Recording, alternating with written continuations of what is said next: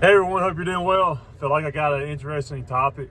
I doubt I'll get any footage today. I'll let you know what I got going on and some other things. Just talk about, discuss in terms of my business and stuff going on this week and whatnot. But yeah, the main point of the video, I'm gonna mention two things I feel like are very important for people that are considering starting a business in 25. I'm seeing a lot of these videos talking about, needing to do this or do that. If you're considering or thinking about starting a business 25, and yeah, it's all good information, but nobody's mentioned these two things, at least in the videos that I've heard. And I feel like these are the two most important things to consider if you're really considering and thinking about starting a business. But before that, I'll let you guys know what I got going on this week, today, and some other things. I got a lot going on, y'all, in terms of the business. A lot of big decisions. I'll be trying out a guy, by the way. I got a new potential employee. He's got experience. He's from Mobile. He's moving up here with his wife, and he's got a young kid that I'll be trying out. I'll let him know. His name's Derek, and seems like a nice guy. And told him I had a YouTube page. He's already checked out some of my videos. But yeah, we'll be trying him out Monday. We'll talk more about that later. I'm also looking at some other land. It's actually the land I looked at, and I mentioned a couple years ago and this past summer when I came back to it and made an offer, and it ended up being a little more than, or the seller wanted a little more than I was hoping they'd want for it after I made the offer. So I'm circling back around to it. I'm still interested in the property that I showed you in the video, but I'm circling back around to the other property that I was looking at originally a couple falls ago. But yeah, got a lot going on, a lot of big decisions. I'm trying to get all these critical decisions and things involving the business before things get busy again with lawn care. So yeah, until that happens, I've been busy with firewood. That's basically what we've been doing all week. We had the snow. I don't know if you can see, still got a little bit of snow. It's hanging around. What's that saying? Hanging around like a hair in a biscuit. I like that one. But anyway, I think that's how it goes. But anyway, yeah, it's been really cold this week. It's cold right now. It's probably about 23, 24 right now. It's really cold for this area. I think it got down to like 14, 15 a few days ago when we had all the snow Tuesday. That following night, Wednesday morning, got down really low. But yeah, still got a little snow on the ground. I was able to enjoy it with my kids, so we had a good time sledding and slipping and sliding and, snowball fighting, all that kind of stuff with some kids in the neighborhood. But yeah, I haven't really been doing any kind of lawn care stuff. I've mainly been doing firewood. Give you a quick update. I guess you can see, yeah, that's from yesterday. I was texting my buddy Ray up the road and, showing him some things that we had going on, splitting the firewood yesterday. But you can see I got a really big load. We're actually going to go back to where I was splitting all this wood at yesterday. We're going to split some more, and then we'll take it to my location and fill up any bins that happen to have sold. And I'm going to put all this wood, because it's semi-seasoned. It's not super seasoned, but it's semi-seasoned wood. So I'm going to put it behind the bins to have it ready to fill them up once they sell throughout the rest of the winter. And hopefully, it's a lot of wood, as you can see. Got a good view. Got the whole bed filled up. And we're going to add a little more, then we'll take it. But yeah, y'all, hey, listen, the firewood's I was actually adding the numbers up last night. So this month of January, we still got a week left, I've made $2,460. Yeah, $2,460. So almost $2,500 this month so far selling firewood, which is really, yeah. I was pleased with it. I really wasn't, I just decided to add it up and really wasn't expecting to have made that much this month. But yeah, I'm proud of that, especially considering it's really it's my first full January selling it with actual seasoned wood. Because when I started, obviously I had to build my supply up, and I had some older wood that was on the premises where I keep everything that was somewhat seasoned and dried out that I sold, but I didn't have a big pile of it to sell at the time. So yeah, I'm pretty much out of seasoned wood, and like I said, this month I've made close to $2,500 so far. But anyway, yeah, I'm all about building my supply up, and that's what I'm doing now. Trying to take advantage of the time that I have now this month, with things not being very busy with lawn care, to build my supply of firewood up. So that's what we're doing, and yeah, hopefully this wood will be for my bins mainly, and I'll mention to people if they're once I run out officially of seasoned wood, I'll tell them I've got some that's fairly seasoned but not super seasoned, so to speak. Just to be honest with, I don't want to sell people wood and them get it to burn and it doesn't burn right. I'll go ahead and be upfront with them, let them know that it may not be super dried out, that kind of thing. But yeah, got a lot of it. Yeah, I got a lot of wood on the. It'd be nice if I could just dump it, but we'll have to get it off by hand. But anyway, hey, listen, guys. Yeah, I got a lot going on. I'm excited about. And again, I want to bring up the two things I think you got to consider.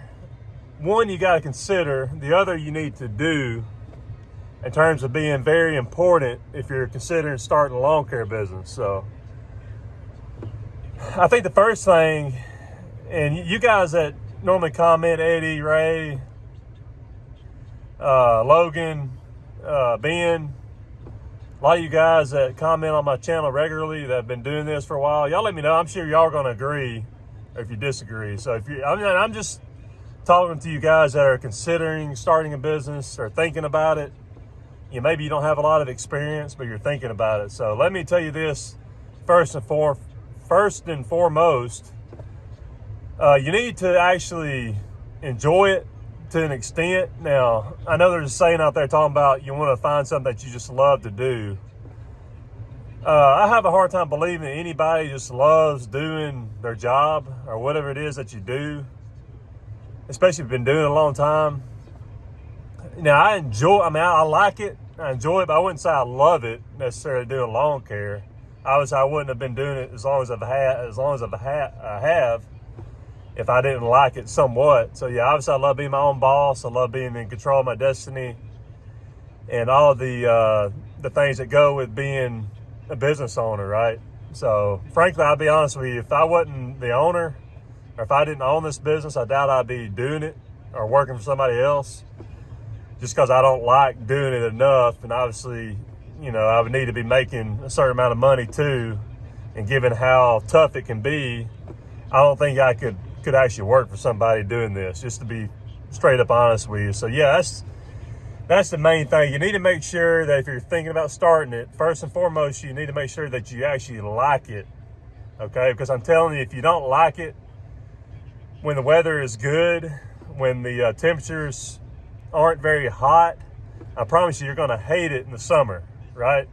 I'm sure all you guys will agree. I especially don't really particularly like it in those super hot months of July and August, especially after we're starting to get a little burnt out, after several months of the grind, so to speak, and trying to keep everybody happy and get all the work done. So yeah, when it gets really, really hot, it's not enjoyable at all. You just want to get through the season, right, to the fall when things cool off. So I'm going to say that if you don't like it when the temperatures are fair and mild, you're going to hate it when it's super hot in the middle of the summer, okay? You're just not going to want to do it.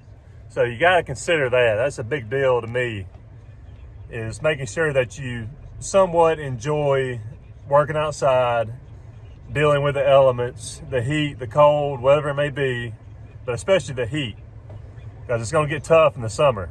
So some of y'all guys that haven't been doing this, maybe you've mowed your own yard for a while, or your friend's yard or your mom's yard. Yeah, it's a whole nother animal when you're mowing a bunch of yards when it's 100 degrees outside and it feels like 110, especially if you're in my area when you got a lot of humidity. So consider that first and foremost, guys. Second thing, I'm just going to go ahead and go all the way through. I'm waiting on Justin, by the way, to get here. He's going to meet me at 7:30. But the second thing, y'all, and to me, this is right up there with it. You're going to see a lot of videos talking about people mentioning getting a commercial mower, which I agree. You want to get the best equipment you can afford as soon as possible to make things more efficient and to be able to move on to the next job as fast as possible, right? So yeah, I agree with that. Yeah, you don't want to be relying on homeowner equipment forever. You want to move on to the best thing you can afford as soon as possible if you're really serious about owning a business and doing it for a long period of time. But to me, that's still not the most important thing by far. You can You need to focus, and this is the second point I want to make. You need to focus on perfecting your craft, okay? Getting really, really good as you possibly can at what you do. Okay, so yeah, you really want to hone in on your skill, so to speak. Obviously, mowing. To me, it doesn't take as long to learn how to mow a yard, make it look good. You just want to make sure when you're mowing that you're not, turning in a tight radius and making marks and all that kind of thing. Now, the yard top is going to determine how you need to mow it. If it's a really nice yard with no weeds, you're going to need to make sure you're putting good straight lines or whatever pattern you want to do in the yard to make it look nice, depending on the customer too. Maybe they want that, maybe they don't. If it's a crappy yard or a weedy yard, you don't have to really worry about that as much. So you can think about that. But yeah, that's something that I'll say right off the bat is mowing is probably not going to take you as long to learn how to do right in terms of whether it's push mowing or using a rider. And again, you can make a yard look good with a push mower or just a homeowner style mower, right? You don't necessarily have to have a commercial mower to make it look good. So yeah, consider that. But get really good at mowing, knowing what you're doing on the mower, not making marks, divots, all that kind of stuff. Just make it look nice and neat. But where you're really going to make your money is, and this is something that really takes time to develop, and it's a skill for sure, is weed eating, string trimming, whatever word you want to call it. You really need to perfect the art of string trimming. Now, you can use an edger, stick edger with the blade, which to me isn't that hard to learn. That's something that I'll do. Typically, I'll take a new guy and have him do that first and foremost, stick edge and blow first, because that's pretty easy to teach and pretty easy to learn right away. But it's the string trimming is where you really make your money and can really make a yard pop. You can even fix spots that you mess up with a mower if you really know what you're doing with a string trimmer. I mean, you can take a spot that maybe you messed up using the mower and kind of smooth it out, but you really have to know what you're doing, have some experience, and have that skill with the trimmer itself to be able to do that and be able to see these things in the yard to smooth stuff out after you mow with a mower, assuming you do it that way. If you mow first, whatever. Now, I'm assuming if you're pretty new, chances are you're going to mow first. That's a big deal, guys. Hey, get good at weed eating, get really good at string trimming, know how to edge. I think it's more practical to use a stick edger. So yeah, go out and buy you a cheap edger at a pawn shop or whatever, or a marketplace. So you're not having to worry about spending a lot of money right away. And just get good at those things, even blowing. Get a backpack blower as soon as you can afford it. Okay, because you need to be able to blow these edges out where the dirt accumulates from edging with a stick edger if you do that. And blowing, even though it's simple, it seems like it's hard for guys to really know how to do that a lot of cases. It's like they'll forget to blow out the edges. So make sure you're blowing out those edges.